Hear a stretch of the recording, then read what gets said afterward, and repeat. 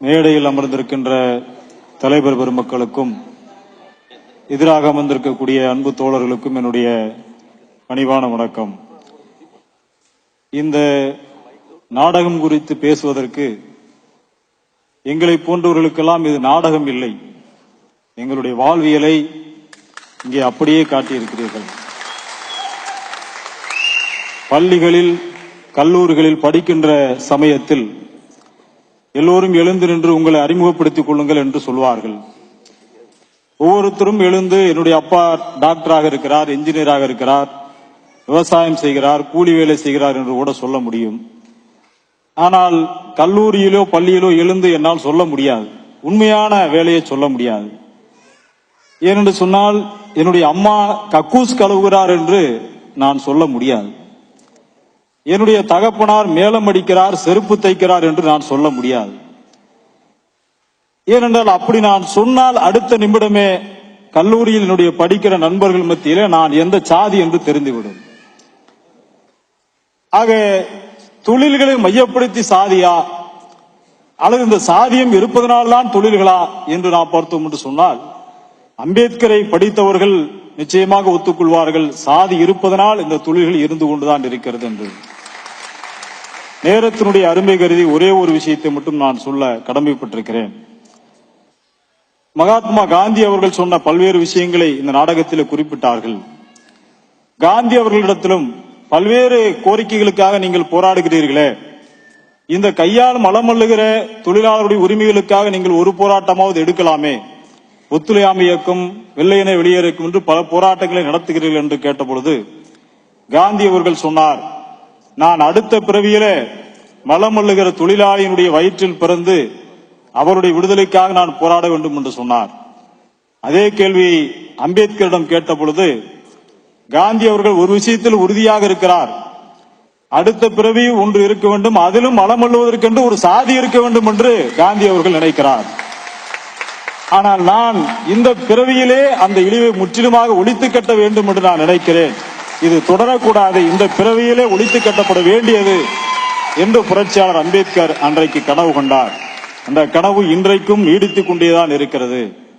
உண்மையாக சொல்ல வேண்டும் என்று சொன்னால், சாதிய கட்டமைப்பினுடைய உச்சாணி கும்பல் இருக்கின்ற பிராமண சமூகம் இன்றைக்கும் கருவறைக்குள் சென்று அர்ச்சகர் பணியை செய்கிறார்கள். அந்த சாதியை தவிர எவரும் உள்ளே போக முடியாது கருவறைக்குள்ளாக. அதே போலதான் கழிவறைக்குள்ளாக தாழ்த்தப்பட்டவர்களை தவிர எவரும் சென்று சுத்தப்படுத்த முடியாது என்கிற நிலைமை இங்கே இருக்கிறது. கையால் மணி அடிப்பதற்கு கூட இயந்திரம் கண்டுபிடித்து விட்டார்கள். ஆனால் கையால் மலமல்லுவதை ஒழிப்பதற்கு இயந்திரம் கண்டுபிடிக்க முடியவில்லை என்று சொன்னால், இது சாதிய அடிமைத்தனத்தினுடைய மிக முக்கியமான விஷயமாக பார்க்கிறேன்.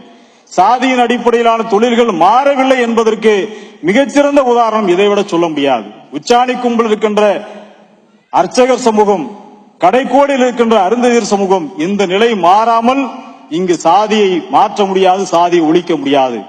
ஆக அந்த அடிப்படையில் தான் உண்மையாகவே எங்களுக்கெல்லாம் பெருமையாக இருக்கிறது.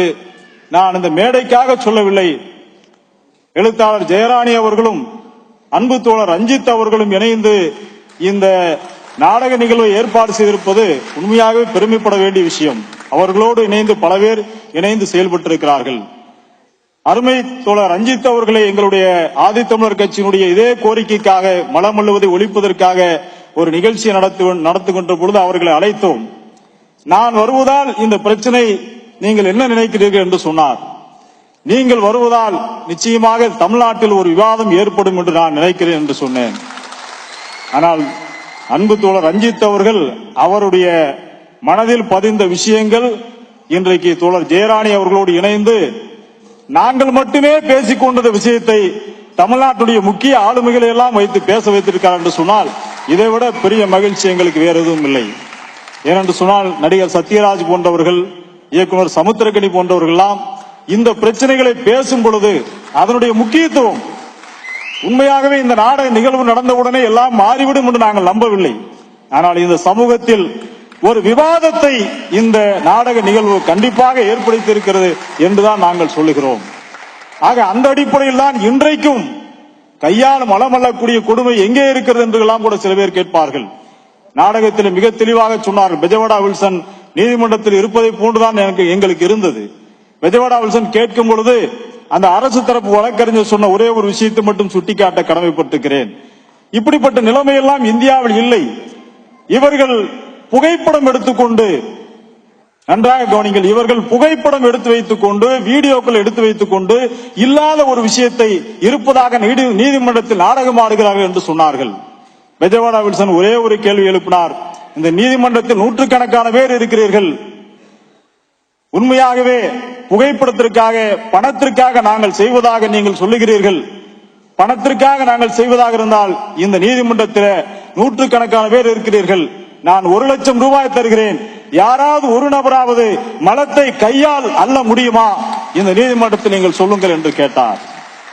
அந்த கேள்விதான் இன்றைக்கும் எழுகிறது. எல்லோரும் இன்றைக்கு சமூகம் மாறிவிட்டது, வளர்ச்சி அடைந்து விட்டது என்றெல்லாம் பேசுகிறார்கள்.